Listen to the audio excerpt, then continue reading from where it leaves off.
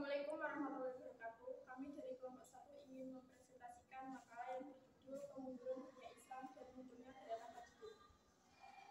Selanjutnya akan memperkenalkan anggota kelompok kami. Adalah Salma Harunisha. Muhammad Amir. Muhammad Budi Maria. Saya juga.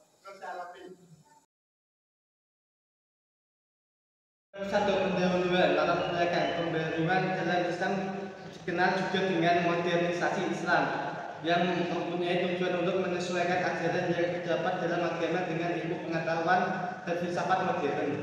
Tapi perlu diingat bahwa dalam Islam ada ajaran yang tidak bersifat mutlak, yaitu penafsiran dari ajaran-ajaran yang bersifat abadi dari masa ke masa.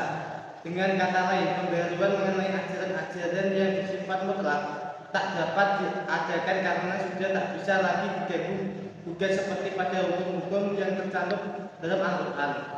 Pembaruan dapat dilakukan dengan meninjau kembali beberapa aspek yang memang memerlukan untuk dipengaruhi sering dengan perkembangan zaman yang semakin modern yang mampu diterapkan dalam kehidupan sehari-hari seperti sekarang ini. B. Pemenuhan masalah. Apa pengertian pembaruan dalam Islam? Apa faktor yang melatar belakangi pembaruan dalam Islam? Siapa saja tokoh pembaruan dalam Islam? Bagaimana dampak pembaruan dalam Islam? C. Tujuan. Untuk mengetahui pengertian pembaruan dalam Islam, untuk mengetahui faktor yang melatar belakangi pembaruan dalam Islam, untuk mengetahui tokoh-tokoh pembaruan dalam Islam, untuk mengetahui dampak dari pembaruan dalam Islam. Pengertian pembaruan dalam Islam. Hakikat pembaruan merujuk kepada makna kata tajdid. Kemudian muncul berbagai istilah yang dipandang memiliki relevansi makna dengan pembaruan, yaitu modernisme, reformisme, puritanisme, revivalisme, dan fundamentalisme.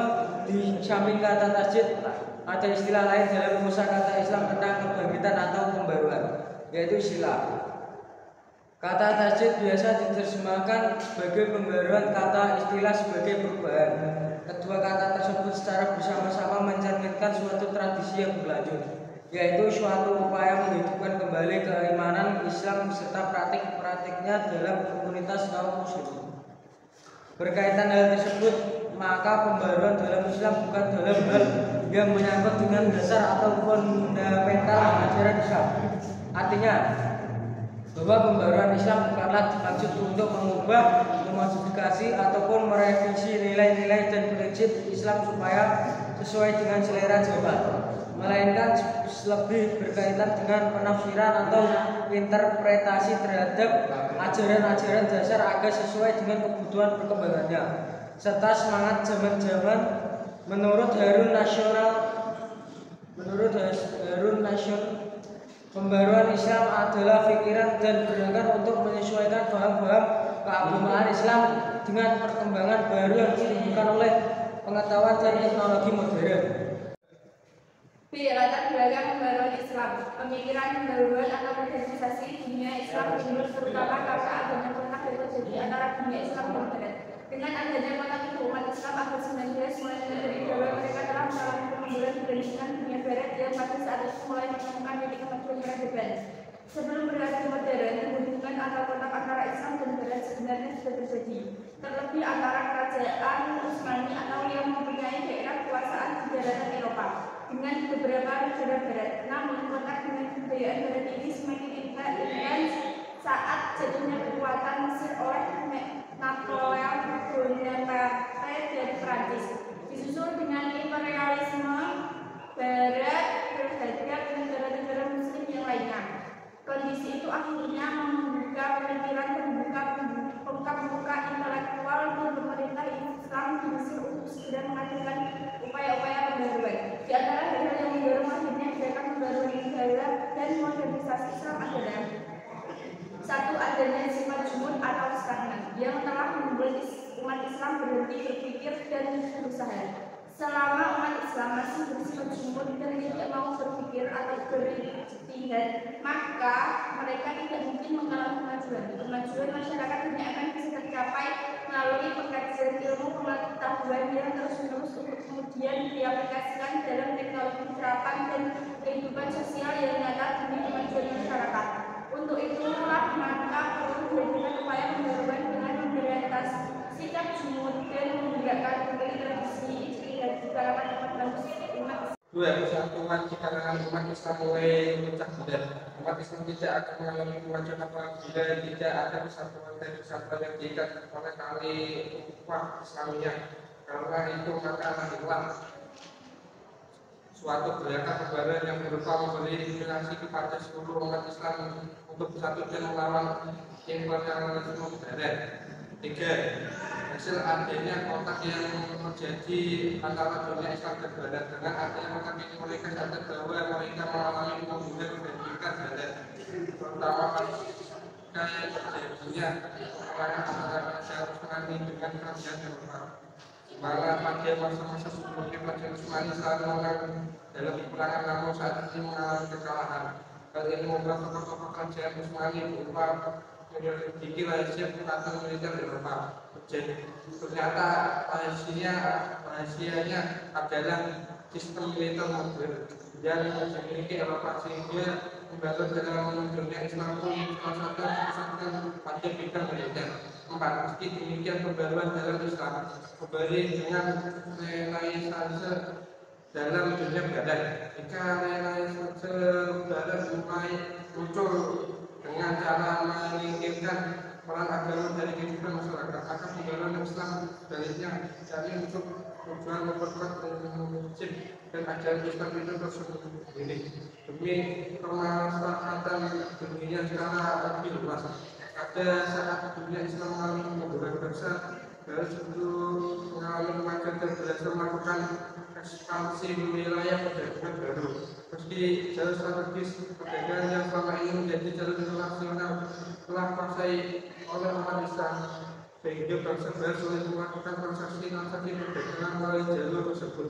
Namun dengan didukung oleh kesuksesan Christopher Columbus 1192 Masehi yang berhasil menemukan benua Amerika, juga Vasco da Gama yang berhasil menemukan jalur ke timur melalui Tanjung Harapan pada tahun 1498 Masehi. D.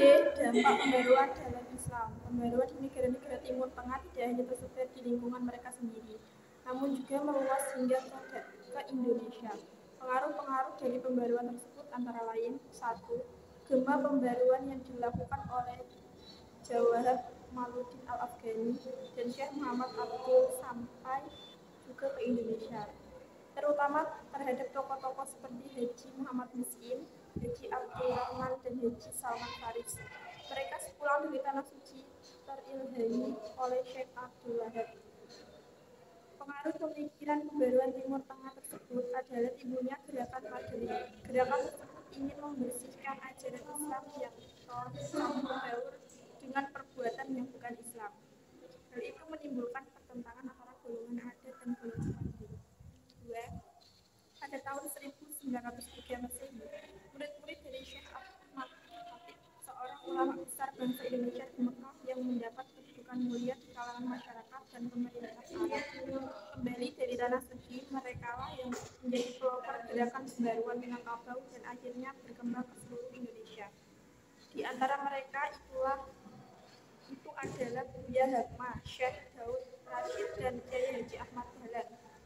3. Munculnya berbagai organisasi dan kelembagaan Islam modern Indonesia pada awal abad ke-20, baik yang bersifat keagamaan, politik, maupun ekonomi. Organisasi tersebut ialah Syarikat Islam, PMI, Partai Muslimin Indonesia, dan lain-lain. Bab 3 penutup. A. Simpulan. Menurut Harun Nashim, pembaruan Islam adalah pikiran gerakan untuk menyelesaikan paham-paham keagamaan Islam dengan perkembangan baru yang ditimbulkan oleh pengetahuan dan teknologi modern. Pemikiran pembaruan atau modernisasi dunia Islam timbul terutama karena adanya kontak yang terjadi antara dunia Islam dan Barat. Dengan adanya kontak itu, umat Islam abad ke-19 mulai menyadari bahwa mereka telah mengalami kemunduran dibandingkan dunia Barat yang pada saat itu mulai menemukan titik kemajuan peradaban.